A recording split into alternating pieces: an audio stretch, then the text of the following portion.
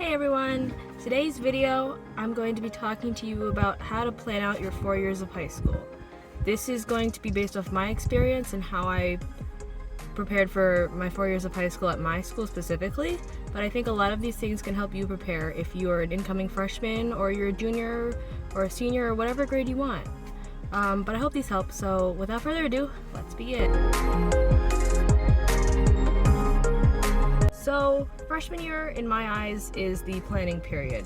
It's where you map out what kind of things you want to do for the next 4 years of your life. And so the first thing is to understand the requirements that you are going to need to fulfill in order to graduate. Every high school is going to have a minimum number of credits that you need to graduate. A lot of the times this will be split up by various subjects like math, English, social studies, gym, art, music, anything like that. And so the big thing is to understand how many credits for each subject are you going to need to fulfill by the time you are a senior.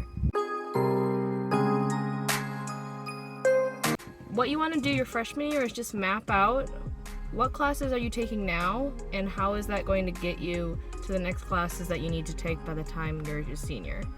And so the biggest thing that I found helped me was to create a 4-year plan to just take a look of an overview of what classes you'll be taking each year so that it reduces a lot of the stress of having to find classes that you have to take. So this is actually the 4-year plan that I used for my 4 years of high school. I used Google Sheets and just made a bunch of tables laying out the 4 years and each subject that I would have to fulfill credits for, and then I'd fill it in with the classes that I wanted to take for each subject for each year and count how many credits are given by each class, which was basically half a credit for one semester. And then down below there's a small section that does the math for me and adds up each of the credits that I get for each subject as well as each year and for each subject. And this really helped me stay on track to make sure that I was taking the classes I needed to take to fulfill those requirements, and so I could spend my time focusing on other activities that I was doing, like clubs, online classes, and other opportunities.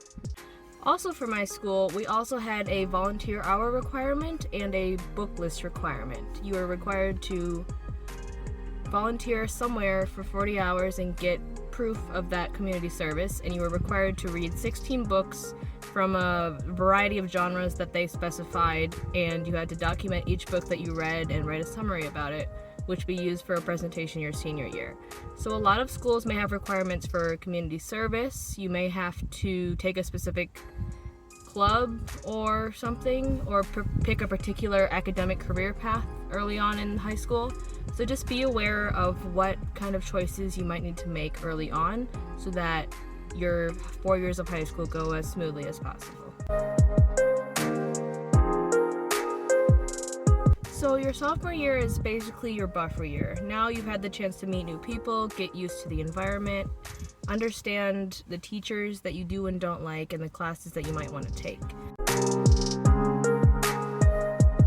So for me, my sophomore year was the year I used to explore something for myself. I started looking into different passions and interests that I had. I took a coding class over the summer. I took some online classes that I found to be interesting for me. And a lot of what you do in your sophomore year is just preparation for your junior year. So I would definitely make the most of this time, since it is kind of like a little window of breathing room between your freshman year, where everything is new and stressful and chaotic, to your junior year, where everything will be a lot chaotic with tests and preparing for senior year. As you prepare for your junior year, you're going to want to start looking towards any standardized tests you have to take. For me, it was the ACT, but a lot of people have to take the SAT. If you are taking the SAT, I would recommend that you look into taking the PSAT, which is basically a pre-SAT to kind of see what kind of score you would get in the future as like a target, I guess.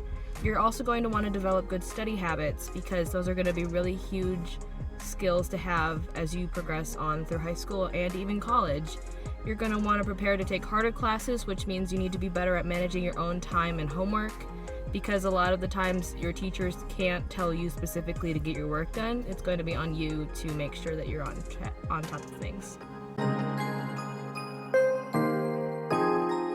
And most importantly, you want to be able to take care of yourself. I think it's really important to understand the things you need when you need them and have ways to get those things, such as with finding a support system, finding a hobby, and just finding something that keeps you true to yourself and understanding that life's gonna be a little bit crazy, but in the end, you're gonna push through it, you're gonna do great, and you have the support you need to make it through the rest of high school and beyond.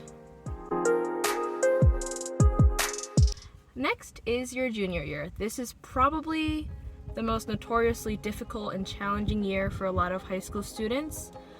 For my school, this was the time where you could take more advanced classes and you were preparing to take the ACT or the SAT for some people. So it's really important that you pause for a minute and check in now that you're halfway through your 4 years of high school and just see where you are with your interests and goals and what kind of direction do you want to take as you get closer to graduation. Lastly, for junior year is to start looking towards graduation. You want to make sure that you kind of get an idea of what you want to do as you approach senior year. I would start by making a list of criteria for things that you want to have available to you. If it's a college, you'll want to know what kind of college do you think that you would thrive in and be a part of. Do you want a big school? Do you want to live in a private school? Do you want to go out of state? Do you want a school that specializes in research? Do you want to go to a special technical school? And I would definitely talk to a counselor or a teacher that you trust to see what kind of path you can follow to make sure that you are doing things that align with your goals and personal interests. And now you've finally made it. It's your senior year. And I'm including this right off the bat because I cannot stress it enough, the importance of meeting those college application deadlines. They will come up so fast and you will not even realize they're happening. So now that you have your criteria of what a college or career needs to be for you, you're going to want to start looking into the schools that match those criteria and the careers that you want and how to get to those careers. So there are different stages of deadlines that you're going to want to meet. If you want to apply in the earlier stages or the regular stages, you want to be aware of those deadlines, as well as the deadlines for scholarships that come alongside those. You can apply to scholarships any year, anytime, as long as you're eligible for them, and you're going to want to make sure the scholarship money can be paid for college tuition or other expenses.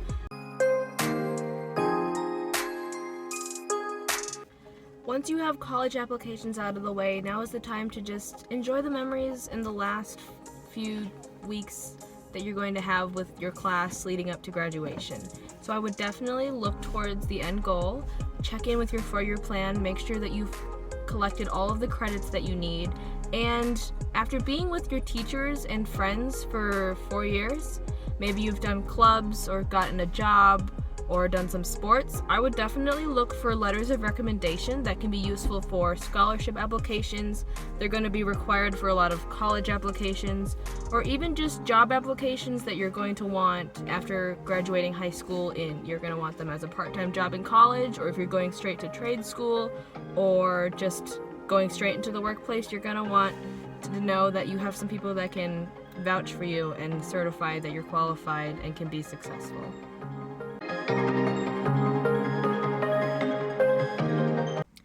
And the biggest thing for senior year is to just enjoy. You've made it, you're about to graduate, and just remember that time's gonna go by and you're going to wish you'd spent more time in your senior year, so why not make the most of it now? So, just as a recap, your freshman year is the planning period where you're going to map out the next 4 years of your life and get used to the school that you're going to spend the next 4 years at. Then, your sophomore year is a year for exploring your personal interests and setting goals for yourself, since you have a little bit of breathing room before junior year. Then in your junior year, you're going to be taking on a lot of harder classes as well as preparing for any big tests that you're going to take, like the ACT or SAT. This is also the time to start looking at colleges, careers, and anything that you might need to plan for once you graduate high school. And lastly, you have your senior year. This is where a lot of the biggest decisions of your life are going to happen, but honestly, it's going to be okay. You're going to apply for some colleges, look into some careers, and just enjoy the last few months of your life as a high school student. So I hope that at least some of these points have helped you feel a little bit more comfortable about going into your next year of high school. I know it's definitely a big deal making that next step into the next year, but I know you're going to do great, and look forward to more videos like this in the future.